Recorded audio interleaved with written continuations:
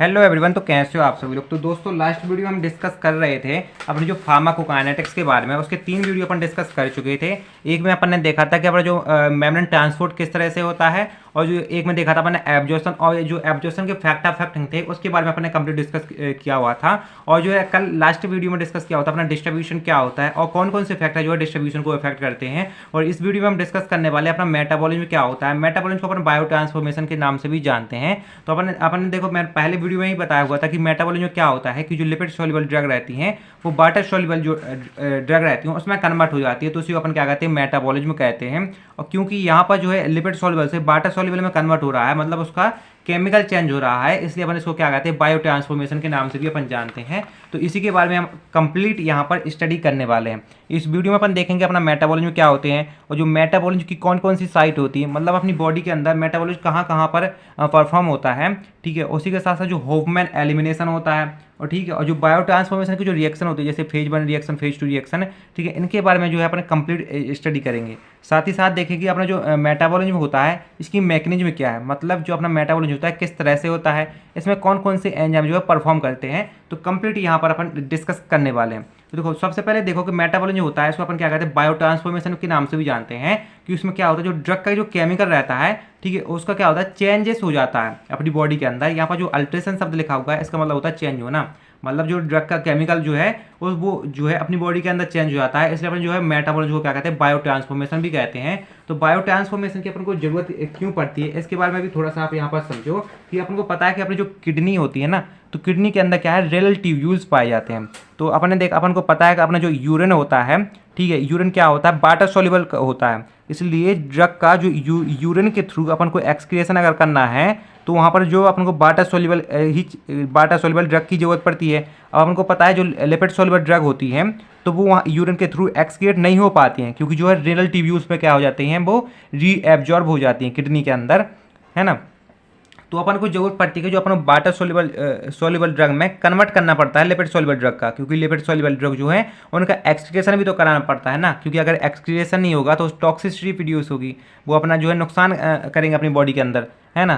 तो इसलिए अपन को जो है बायो ट्रांसफॉर्मेशन की जरूरत पड़ती है। तो इसमें अपन क्या कहते हैं, जो नॉन पोलर ड्रग होती हैं जिसको अपन लिपिड सॉल्युबल भी कहते हैं, तो नॉन पोलर जो ड्रग है उसको पोलर ड्रग में अपन कन्वर्ट करते हैं, मतलब वाटर सॉल्युबल ड्रग में कन्वर्ट करते हैं, जिससे कि जो अपना रीनल ट्यूब्यूल्स हैं उसमें वो रीअब्जॉर्ब ना हो पाए और उनका जो ईजिली से एक्सक्रिएशन हो जाए, है ना। बायो ट्रांसफॉर्मेशन जो है अपन को ओनली लिपोफिलिक जो ड्रग होती है, लिपिड सॉल्युबल ड्रग होती हैं, उनके लिए हाइड्रोफिलिक जो ड्रग रहती हैं यानी वाटर सॉल्युबल ड्रग रहती हैं, उनको बायो ट्रांसफॉर्मेशन की जरूरत नहीं पड़ती है, क्योंकि वो ईजिली एक्सक्रिएट आउट हो जाती हैं।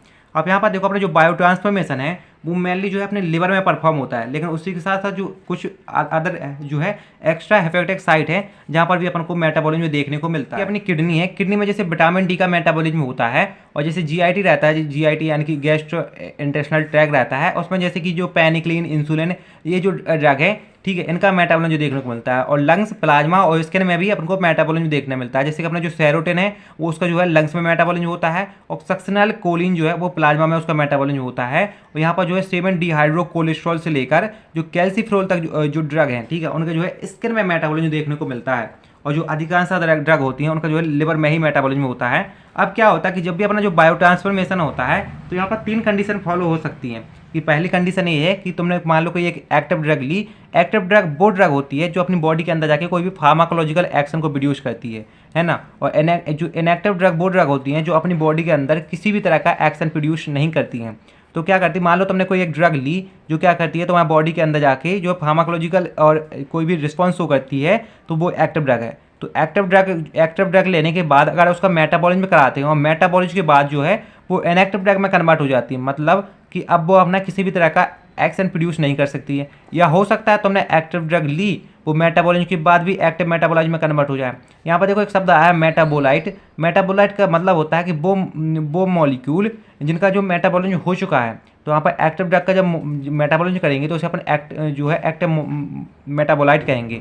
मान लो तुमने कोई एक ड्रग ली जो उसका मेटाबॉलिज्म कर रहे हो और उसके बाद मेटाबॉलिज्म के बाद भी वो अपना एक्शन प्रोड्यूस करती है, तो वो कहलाती है एक्टिव मेटाबोलाइट, ठीक है। ऐसी ही मान लो देखो, अब तीसरी कंडीशन बन सकती है कि मान लो तुमने कोई एक ड्रग ली जो कि क्या है, इनएक्टिव है, मतलब अभी भी किसी तरह का जो है अपना एक्शन प्रोड्यूस नहीं कर रही है, और लेकिन जब भी उसका जो मेटाबॉलिज्म होगा तो वो एक्टिव मेटाबॉलिज्म में कन्वर्ट होकर अपना एक्शन प्रोड्यूस करेगी। तो ये 3 तरह की कंडीशन हो सकती हैं। देखो एक्टिव ड्रग और एक्टिव ड्रग जो है अगर वो मेटाबॉलिज्म के बाद जो है इनएक्टिव ड्रग में कन्वर्ट हो जाती हैं, जैसे कि यहाँ पर पैरासीटामोल है, आइबुप्रोफेन है, प्रोप्रानोल है, लिडोकैन है, ये कुछ एग्जाम्पल दिए गए हैं जो क्या करती है, जो बायो ट्रांसफॉर्मेशन या मेटाबॉलिज्म होता है उसके बाद जो इनएक्टिव ड्रग में कन्वर्ट हो जाती हैं।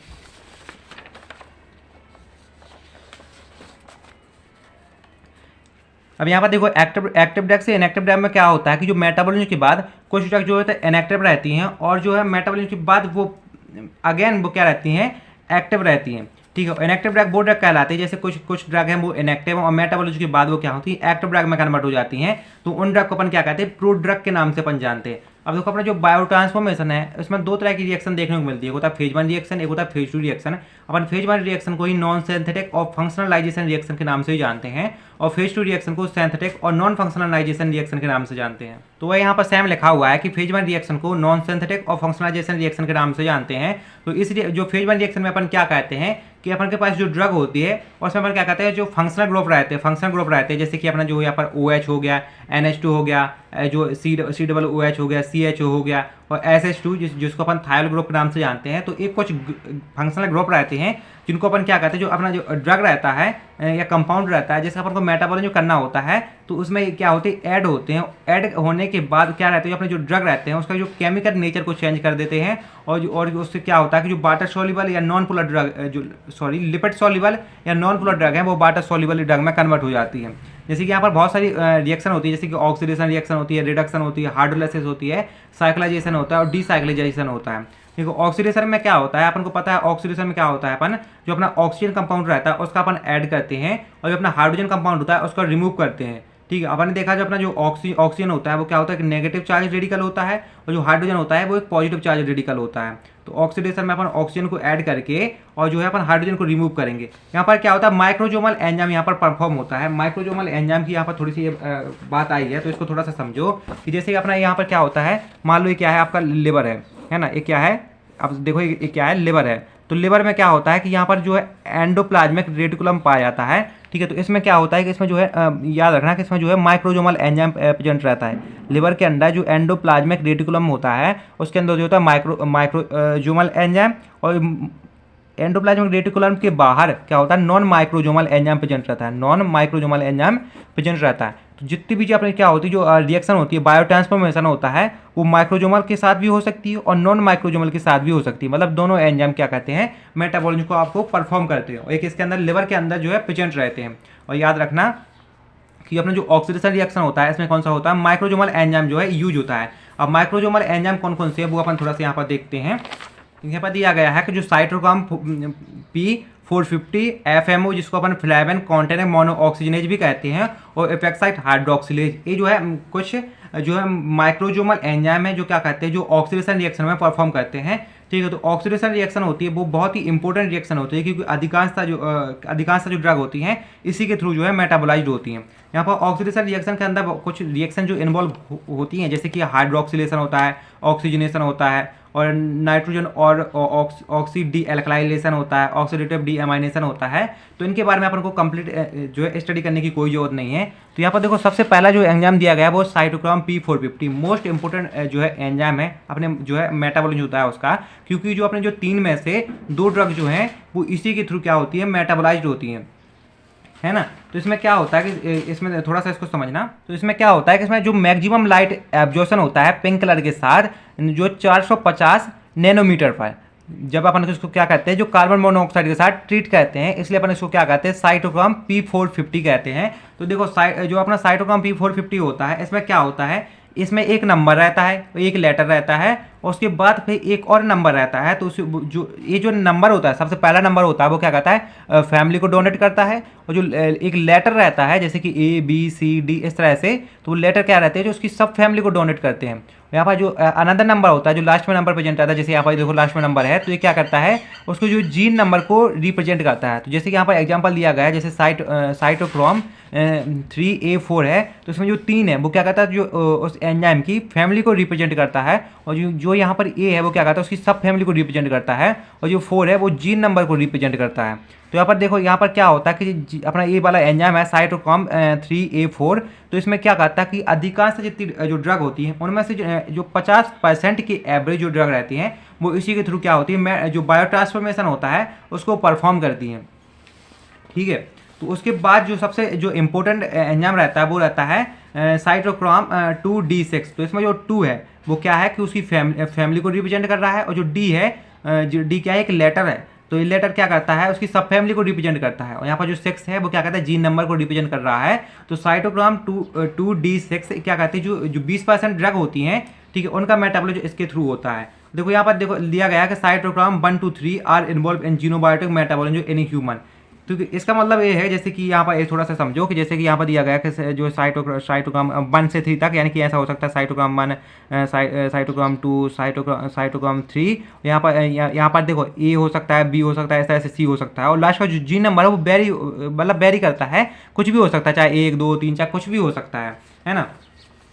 अब देखो, तो ये जो दूसरा एंजाइम दिया गया है वो एफेक्साइड हाइड्रोक्सिलेज। तो अपना बॉडी में क्या होता है कि जब भी किसी ड्रग का जो मेटाबॉलिज्म हो रहा होता है या बायो ट्रांसफॉर्मेशन हो रहा होता है, तो क्या रहता है, जो अपना डेरिवेटिव रहते हैं ड्रग के या जो उसके एपॉक्साइड रहते हैं, तो वो क्या कहते हैं, बहुत सारे ऐसे जो टॉक्सिक सब्सटेंस का जो क्या कर सकते हैं अपनी बॉडी के अंदर जनरेशन कर देती है। मतलब उसका जो अपने बॉडी के अंदर अगर किसी ड्रग के मेटाबॉलिज्म के दौरान अगर कोई टॉक्सिक सब्सटेंस बन रहा है जो अपनी बॉडी को नुकसान पहुंचाता है, हार्मफुल होता है बॉडी के लिए, तो उनको क्या कहते हैं, जो एपॉक्साइड हाइड्रोक्सिलेज एंजाइम होता है वो उसको क्या कहता है, डीएक्टिवेट कर देता है। डीएक्टिवेट करने का मतलब क्या होता है कि जो वो टॉक्सिक सब्सटेंस है वो डीएक्टिवेट हो जाने के बाद अपनी बॉडी के अंदर किसी भी तरह का एक्शन जो है प्रोड्यूस नहीं कर सकता है। जैसे जो कार्बामाजेपाइन होता है वो क्या होता है, वो एक्टिवेट हो जाता है अपने एपॉक्साइड फॉर्म में, तो उसको अपन क्या कहते हैं, डीएक्टिवेट करते हैं, किसके द्वारा, एपॉक्साइड हाइड्रोक्सिलेज एंजाइम के द्वारा।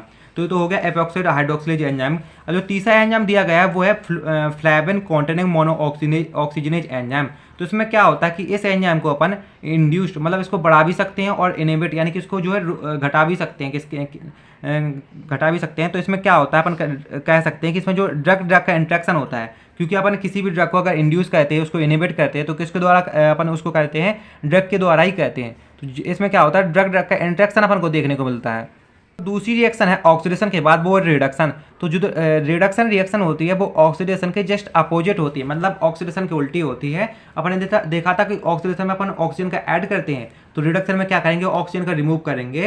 अपन ने देखा जो अपना ऑक्सीडेशन था उसमें हाइड्रोजन को रिमूव करते थे, है ना। तो इसमें अपन क्या करेंगे, हाइड्रोजन को ऐड करेंगे। तो देखो वहाँ पर भी अपना जो साइटोक्रोम P450 एंजाइम जो है वर्क कर रहा था, तो वो ऑक्सीडेशन को परफॉर्म करा रहा था। तो अब अपन को क्या करना है, रिडक्शन कराना है, मतलब ऑक्सीडेशन के अपोजिट कराना है। तो अपना जो साइटोक्रोम P450 है वो भी क्या कहेगा कि अपोजिट डायरेक्शन में यहाँ पर क्या करता है, वर्क करता है। तो ये होता है रिडक्शन।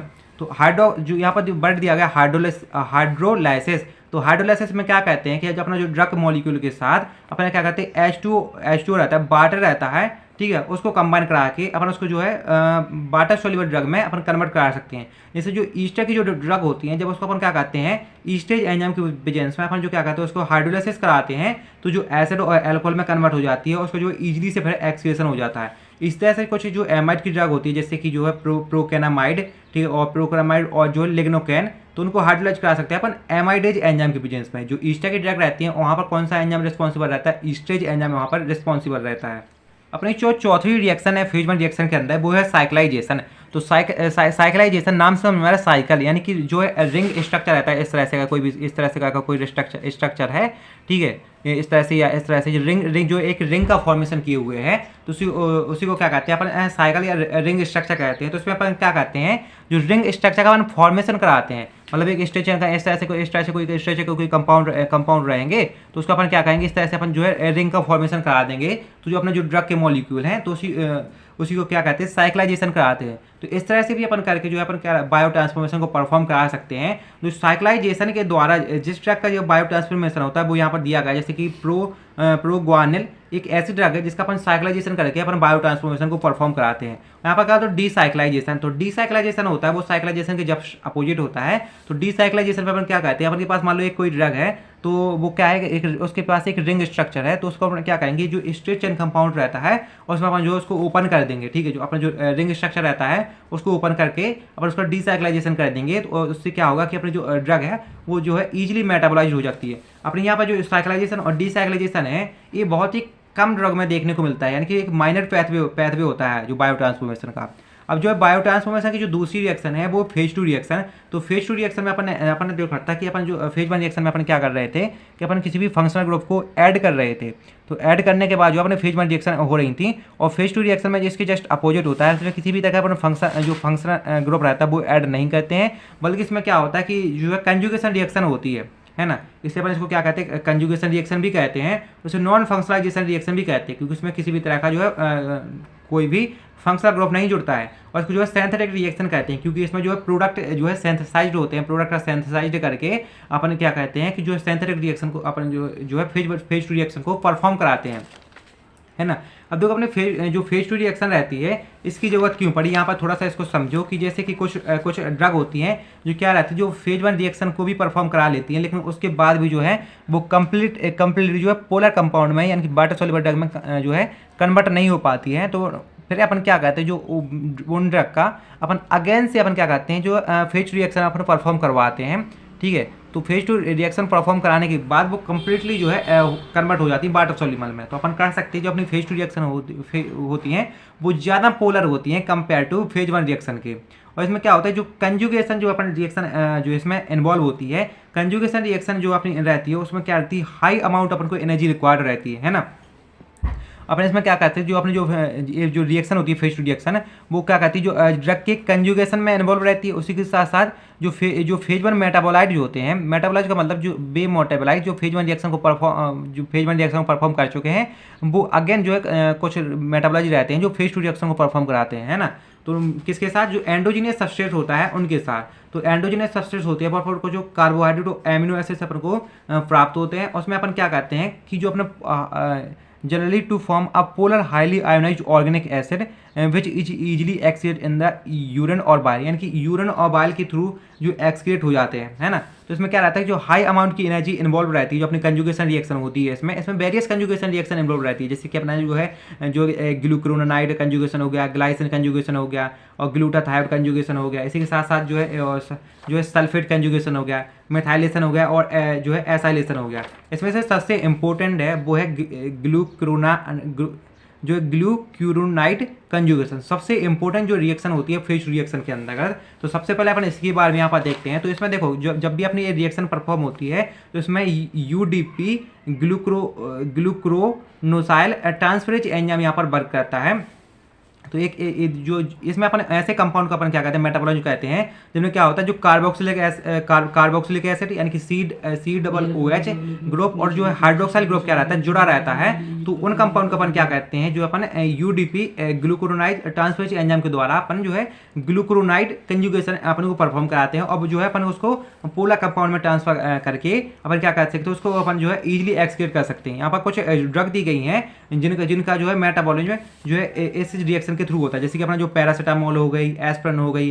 देखो जो एस्पिरिन रहती है इसमें जो है क्या रहता है, अपना जो कार्बोक्सिलिक एसिड का ग्रुप जुड़ा हुआ होता है। जो अपना पैरासीटामोल होता है इसमें जो क्या होता है, जो हाइड्रोक्साइल ग्रुप जुड़ा हुआ रहता है। तो इन ड्रग का जो क्या रहता है कि जो मेटाबॉलिज्म होता है वो जो है ग्लूक्रोनाइड कंजुगेशन के थ्रू जो यहाँ पर परफॉर्म होता है। अब यहाँ पर कुछ ड्रग है, ड्रग का ही नहीं, उसी के साथ कुछ एंडोजीनियस सबस्ट्रेट भी होते हैं, जैसे कि वो बिलियोबिरिन हो गया, स्टेरॉइड हार्मोन हो गया, और थायरॉक्सिन हो गया, ठीक है। ये भी क्या कहते हैं, जो इसी रिएक्शन के थ्रू जो है मेटाबोलाइज्ड होते हैं। यहाँ पर दूसरी रिएक्शन दी गई है वो है एसिटाइलेशन। तो एसिटाइलेशन रिएक्शन जब भी होती है तो वहाँ पर जो है एसिटाइल को एंजाइम ए यहाँ पर परफॉर्म करता है। और इसमें अपन ऐसे कंपाउंड का मेटाबॉलिज्म कहते हैं जिनमें क्या होता है, एमिनो ग्रुप होता है, उसी के साथ साथ जो हाइड्रोजीन होता है वो जुड़ा हुआ होता है ना। और इसमें कौन सा एंजाइम वर्क करता है, एसिटाइल को एंजाइम ए यहाँ पर वर्क करता है। यहाँ पर कुछ ड्रग दी गई जैसे कि सल्फोनामाइड हो गया, PS हो गया, आइसोनाइजेट हो गया। इन ड्रग का अपन क्या करते हैं, एसिटाइलेशन करके अपन जो है मेटाबॉलिज्म को परफॉर्म कराते हैं, और फिर उसका क्या होता है, एक्सक्रीशन हो जाता है। तो क्या होता है, the rate of acetylation show genetic polymorphism, यानी कि जो एसिटाइलेशन का रेट रहता है वो जेनेटिक पॉलीमॉर्फिज्म होता है, ठीक है, उसको शो करता है। इसका मतलब ये है कि उसमें जो स्लो और फास्ट जो है एसिटाइलेटर्स होता है। यहाँ पर जो तीसरी रिएक्शन दी गई है वो है मिथाइलेशन।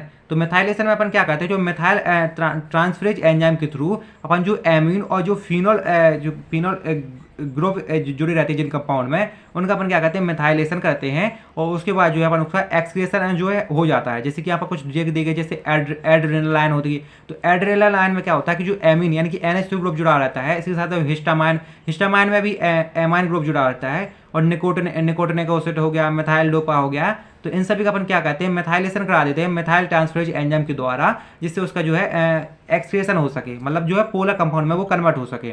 और पांचवा जो चौथा दिया गया है वो सल्फेट कंजुगेशन है। तो सल्फेट कंजुगेशन में अपन क्या करते हैं कि सल्फो ट्रांसफरेज एंजाइम के थ्रू अपन ऐसे कंपाउंड जिनमें क्या होता है कि स्ट्रॉइड जुड़ा हुआ होता है, तो उसका अपन क्या करते हैं कि जो है सल्फेट कंजुगेशन के रिएक्शन को परफॉर्म कराते हैं, और फिर क्या कहते हैं उसका जो मेटाबॉलिज्म हो जाता है। जैसे कि यहाँ पर जो मिथाइल डोपा हो गया, सेक्स स्टेरॉइड हो गया, ये कुछ कंपाउंड है जो क्या कहते हैं सल्फेट कंजुगेशन को परफॉर्म करते हैं।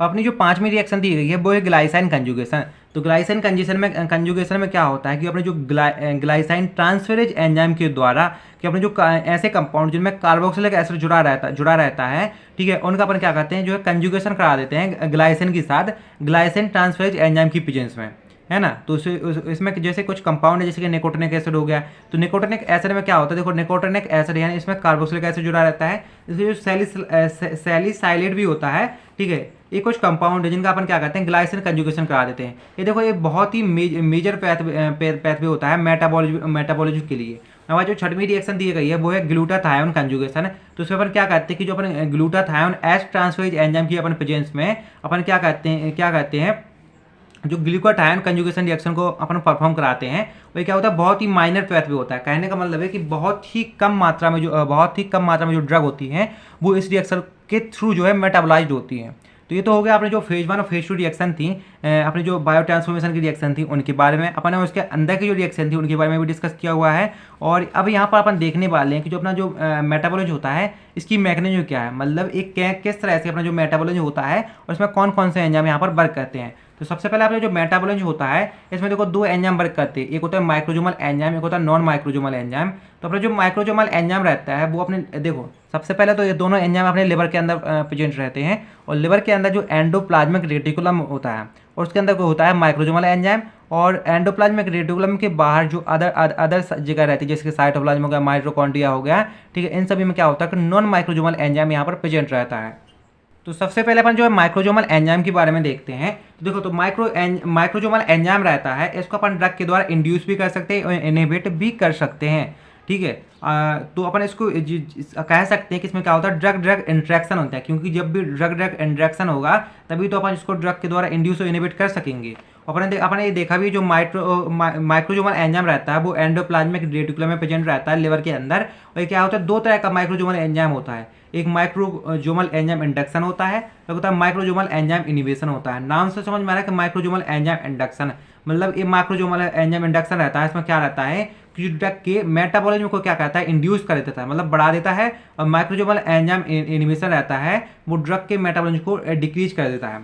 देखो तो वही अपन देखने वाले हैं कि जो माइक्रोजोमल एंजाइम होता है वो अपना इनिबिशन हो रहा है, तो इसमें क्या होगा कि जब भी मान लो आज किसी भी ड्रग का क्या होगा इनिबिशन होगा, जब भी उसका इनिबिशन होगा तो उसकी क्या होगी जो पेरेंट ड्रग है उसकी टॉक्सिसिटी बढ़ेगी। टॉक्सिसिटी इसलिए बढ़ेगी जैसे कि यहाँ पर थोड़ा सा इसको समझो कि मान लो कि तुम्हारा मतलब मान लो तुम्हारा ये क्या है लिवर है ना, ये क्या है लिवर है, लिवर के अंदर जो है क्या है एंडोप्लाज्मिक रेटिकुलम है। तो एंडोप्लाज्मिक रेटिकुलम में यहाँ पर क्या है माइक्रोजोमल एंजाइम प्रेजेंट है, क्या है माइक्रोजोमल एंजाइम प्रेजेंट है, क्या है माइक्रोजोमल एंजाइम है। और यहाँ मान लो यहाँ पर कोई एक ड्रग है, तो मान लो ये ड्रग ए है, तो ये तुम्हारी ड्रग जो है इसके लिवर के अंदर एंडोप्लाज्मिक रेटिकुलम में गई, उसने माइक्रोजोमल एंजाइम से कहा कि भाई ठीक है तुम हमको जो है अभी एक किस नेचर की थी, ये नॉन पोलर नेचर की थी, मतलब नॉन पोलर नेचर की थी, उसने कहा कि भाई हमको पोलर नेचर में कन्वर्ट कर दो ताकि हम जो है ईजिली जो है हमारा एक्सक्रिएशन हो सके। तो यहाँ पर तो देखो यहाँ पर तो एक अकेली ड्रग है ए है, तो उसने कहा ठीक है भाई हम तुमको नॉन पोलर ड्रग में कन्वर्ट कर देंगे तो तुम्हारा एक्सक्रिएशन हो जाएगा। तो यहाँ पर जो एक्सक्रिएशन हो गया, तो ये तो सिंपल सा एक्सक्रिएशन हो गया। अब मान लो तुम्हारे पास एक कोई ड्रग है एक ड्रग बी है, तो तुमने ड्रग ए और ड्रग बी एक साथ तुमने कंज्यूम की, तो एक साथ पहुंची तुम्हारे माइक्रोजोमल एंजाइम के पास। अब तुम्हारे जो ड्रग ए को जो नॉन पोलर से पोलर ड्रग में कन्वर्ट होना था, लेकिन अब हो सकता है कि तुम्हारी जो एक ड्रग बी है वो क्या करे कि जो इंडक्शन जो है क्या करे, तुम्हारे मेटाबॉलिज्म को इंड्यूस कर सके, या हो सकती है तुम्हारे मेटाबॉलिज्म को वो कम कर सकती है। तो ये डिपेंड करता है ड्रग पे, है ना। तो अब मान लो कि तुम्हारी जो एक ड्रग है क्या है, इनिबिट करती है, मतलब मेटाबॉलिज्म को इनिबिट करेगी। जब मेटाबॉलिज्म का इनिबिट होगा, मेटाबॉलिज्म अगर इनिबिट होगा, तो कहने का मतलब ये है कि कम ड्रग जो है नॉन पोलर से पोलर में कन्वर्ट हो रही है। अगर कम ड्रग जो है नॉन पोलर में कन्वर्ट होगी तो उसका एक्सक्रीशन भी कम होगा। जब अगर तुम्हारी बॉडी के अंदर जो ड्रग है, अगर उसका एक्सक्रीशन कम हो रहा है, मतलब तुम्हारी बॉडी के अंदर बाहर कम जा रही है, तो अपन कह सकते हैं अपनी बॉडी के अंदर वो ज़्यादा मात्रा में प्रेजेंट रहेगी। अगर तुम्हारी बॉडी के अंदर वो ज़्यादा मात्रा में प्रेजेंट रहेगी तो वो जो है अपना टॉक्सिक इफेक्ट प्रोड्यूस कर सकती है। तो अपन कह सकते हैं जो माइक्रोजोमल एंजाइम इनिबिशन होता है वो क्या करता है, टॉक्सिसिटी प्रोड्यूस करता है जो तुम्हारी पेरेंट ड्रग की, है ना। तो ये लिखा हुआ है कि जो माइक्रोजोमल एंजाइम इनिबिशन रहता है वो जो है टॉक्सिसिटी प्रोड्यूस करता है पेरेंट ड्रग की। तो इसलिए अपन क्या करते हैं जब भी अपन जो है माइक्रोजोमल एंजाइम इनिबिशन देते हैं किसी ड्रग के साथ, तो अपन उसमें क्या करते हैं, जो अपना पेरेंट ड्रग रहती है उसके अपन जो डोज को अपन कम कर देते हैं। अगर तुम्हारी ड्रग वहीं अगर कोई ड्रग है जिसका कॉम्बिनेशन के साथ तुम दे रहे हो, वो क्या कहते हैं माइक्रोजोमल एंजाइम इंडक्शन है, तो क्या कहेगी तुम्हारी जो पेरेंट ड्रग है उसकी इफिशियंसी मतलब काम करने की क्षमता को वो कम कर देगी, क्योंकि उसका एक्सक्रीशन जल्दी हो जाता है ना। तो तुम्हारी बॉडी के अंदर वो कम मात्रा में रहेगी, क्योंकि उसका मेटाबॉलिज्म जल्दी हो रहा है, नॉन पोलर से पोलर में जल्दी कन्वर्ट हो रही है और उसका जल्दी से जल्दी एक्सक्रीशन हो रहा है। तो क्या होता है, उसकी इफिशियंसी कम हो जाती है। अगर उसकी इफिशियंसी कम हो जा रही है, अपन को बॉडी के अंदर अपन को उसका सही तरह से अपन को एक्शन प्रोड्यूस करना है, तो अपन क्या करते हैं कि उस जो अपनी जो पेरेंट ड्रग रहती है उसका अपन को डोज को अपन इंक्रीज कर देते हैं, यानी ज़्यादा मात्रा में अपन जो है पेशेंट को देते हैं। तो ये तो थे जो है माइक्रोजोमल एंजाइम के बारे में। अपन जो कुछ और अपन देखते हैं कि कौन कौन सी रिएक्शन होती है जिसमें माइक्रोजोमल एंजाइम प्रोड्यूस रहते हैं, मतलब प्रेजेंट रहते हैं। तो सबसे पहले तो यहाँ पर कुछ जो है माइक्रोजोमल एंजाइम दिए गए, जैसे कि मोनो ऑक्सीजनेज, साइटोक्रोम P450 और एपोक्साइड हाइड्रोक्सिलेज। ये जो अपन एंजाइम अपने देखे थे जो ऑक्सीडेशन रिएक्शन में अपन देखे थे फेज 1 रिएक्शन में, ठीक है। तो ये जो क्या रहती है माइक्रोजोमल एंजाइम रहते हैं। और ये जो फेज 1 रिएक्शन के अंदर देखो 3 रिएक्शन होती है, जैसे ऑक्सीडेशन, रिडक्शन, हाइड्रोलाइसिस। ये 3 जो रिएक्शन होती हैं, अपन ने देखा था ऑक्सीडेशन में अपन क्या करते हैं, ऑक्सीजन का ऐड कर रहे थे, हाइड्रोजन को रिमूव करके अपन मेटाबॉलिज्म परफॉर्म करा रहे थे। रिडक्शन में इसका उल्टा था कि अपन इसमें हाइड्रोजन को ऐड कर रहे थे, ऑक्सीजन को रिमूव कर रहे थे। हाइड्रोलाइसिस में अपन देखा था कि अपन ईस्ट्रेज एंजाइम की प्रेजेंस में अपन क्या करते हैं, जो बाटा के मॉलिक्यूल को ड्रग के मॉलिक्यूल के साथ कंबाइन करा के अपन जो है उसको बाटा सोल्यूबल ड्रग में अपन कन्वर्ट कर रहे थे। तो इन जो ड्रग में इन तीनों रिएक्शन में, जैसे ऑक्सीडेशन, रिडक्शन, हाइड्रोलाइसिस में क्या होता है माइक्रोजोमल एंजाइम यहाँ पर प्रेजेंट रहता है। इसके साथ जो फेज 1 रिएक्शन के अंदर 2 रिएक्शन थी, साइक्लाइजेशन और डिसाइक्लाइजेशन, उसमें क्या था नॉन माइक्रोजोमल एंजाइम जो रहता है वो रिस्पॉन्सिबल होता है। इससे जो फेज 1 रिएक्शन में जो ग्लूकेरोनाइड कंजुगेशन में सिर्फ माइक्रोजोमल एंजाइम रहता है, उसके अदर जो जितनी भी जो 5 रिएक्शन होती हैं इन सभी में क्या होता है नॉन माइक्रोजोमल एंजाइम रिस्पॉन्सिबल रहता है। यहाँ पर देखते हैं अपन नॉन माइक्रोजोमल एंजाइम के बारे में। तो देखो नॉन माइक्रोजोमल एंजाइम भी क्या रहता है, लिवर में प्रेजेंट रहता है। अपने देखा था जो लिवर में जो एंडोप्लाज्मिक रेटिकुलम होता है उसमें जो है माइक्रोजोमल प्रेजेंट रहता है। लेकिन जो लिवर के अंदर जो साइटोप्लाज्म होता है, माइटोकॉन्ड्रियल होता है, जो हेपेटिक सेल होते हैं, ठीक है, जहाँ पर भी हेपेटिक वर्ड आता है उसका मतलब होता है लिवर, यानी कि लिवर के अंदर जो सेल होते हैं, ठीक है, उसमें क्या रहता है कि नॉन माइक्रोजोमल एंजाइम यहाँ पर प्रेजेंट रहता है। इसी के साथ साथ जो प्लाज्मा के जो टिश्यू रहते हैं, ठीक है, उसमें भी क्या रहता है नॉन माइक्रोजोमल एंजाइम जो है प्रेजेंट रहता है। यहाँ पर कुछ नॉन माइक्रोजोमल एंजाइम दिए गए, जैसे कि ईस्टेज हो गया, एमाइडेज हो गया और फ्लेवोप्रोटीन ऑक्सीडेज हो गया। ये क्या है, कुछ नॉन माइक्रोजोमल एंजाइम है। तो नॉन माइक्रोजोमल एंजाइम को अपन जो इंड्यूस नहीं कर सकते हैं, ठीक है। अपन ने देखा था जो अपने जो माइक्रोजोमल एंजाइम होते हैं उनको अपन इंड्यूस भी कर सकते हैं, इनहिबिट भी कर सकते हैं। लेकिन अपन जो नॉन माइक्रोजोमल एंजाइम होते हैं, यहाँ पर गलत लग गया, यहाँ पर जो नॉन माइक्रोजोमल एंजाइम होते हैं इसको अपन जो है इंड्यूस नहीं कर सकते हैं। बट यहाँ पर कुछ जो रहते हैं नॉन माइक्रोजोमल एंजाइम रहते हैं वो जेनेटिक पॉलीमॉर्फिज्म को शो करते हैं, है ना। अब यहाँ पर देखो एक टर्म है होफमैन एलिमिनेशन। तो होफमैन एलिमिनेशन के बारे में थोड़ा सा आप यहाँ पर समझना कि इसमें होफमैन एलिमिनेशन में क्या होता है कि किसी भी अगर मान लो तुम्हारे पास कोई ड्रग है जो कि क्या है एक्टिव है, मतलब वो अपना अभी भी इस कंडीशन में है कि वो अपनी बॉडी के अंदर एक्शन प्रोड्यूस कर सकती है, तो वो क्या होती है कि जब उससे क्या रहती है एंजाइम की जो है आवश्यकता रहती है, और एंजाइम की नीड की वजह से मतलब उसे अगर पर्याप्त तरीके से अगर एंजाइम नहीं मिल पा रहा है और तो वो डीएक्टिवेट हो जाएगी। मतलब कि डीएक्टिवेट होने का मतलब है अब वो किसी भी तरह का जो है फार्माकोलॉजिकल या किसी भी तरह का जो बायोलॉजिकल एक्शन रहता है वो प्रोड्यूस नहीं कर सकता। और जो क्या रहती है जो कोई भी एक्टिव ड्रग का जो एंजाइम की नीड की वजह से डीएक्टिवेट ड्रग में कन्वर्ट होना वो क्या कहलाता है, होफमैन एलिमिनेशन कहलाता है। तो ये सिंपल था अपना जो मेटाबॉलिज्म था, बायो ट्रांसफॉर्मेशन था, उसके बारे में एक छोटा सा वीडियो। अब यहाँ पर देखो एक और थोड़ा सा ये एक टर्म आता है फर्स्ट पार्ट मेटाबॉलिज्म। तो देखो फर्स्ट पार्ट मेटाबॉलिज्म के बारे में थोड़ा सा आप यहाँ पर समझो कि फर्स्ट पार्ट मेटाबॉलिज्म एक वो मेटाबॉलिज्म होता है जो किस दौरान होता है, एब्जॉर्प्शन की प्रोसेस के दौरान होता है। मतलब कि आपका जो साइट ऑफ एडमिनिस्ट्रेशन था, साइट ऑफ एडमिनिस्ट्रेशन से सिस्टमेटिक सर्कुलेशन की बीच में, यानी कि तुम्हारे ड्रग का साइट ऑफ एडमिनिस्ट्रेशन से ब्लड में पहुंचने के बीच में अगर वहाँ पर कोई एक मेटाबॉलिज्म होता है ना, तो उसको अपन क्या कहते हैं, फर्स्ट पार्ट मेटाबॉलिज्म कहते हैं। तो यहाँ पर एक थोड़ा सा आप याद रखो फर्स्ट पार्ट मेटाबॉलिज्म के बारे में। तो एक कंप्लीट वीडियो था अपने मेटाबॉलिज्म के बारे में, और अगली वीडियो में अपन डिस्कस करेंगे अपना जो एक्सक्रीशन होता है, ठीक है, उसके बारे में। और अपन उसमें कुछ अपन हाफ लाइफ भी देखेंगे, उसी के साथ साथ अपन उसमें जो कुछ काइनेटिक्स होता है, ठीक है, उसके बारे में अपन first order kinetics, second order kinetics, इनके बारे में अपन कंप्लीटली डिस्कस करेंगे। और उसके बाद जो अपन फार्माकोडायनामिक्स के अंदर जो G protein coupled receptor, ion channel receptor, इन सभी के बारे में अपन यहाँ पर डिस्कस करने वाले हैं। तो अभी के लिए चलते हैं और कल मिलेंगे एक नेक्स्ट वीडियो के साथ। आप कर लेना चैनल को सब्सक्राइब, वीडियो कर देना लाइक। Bye bye.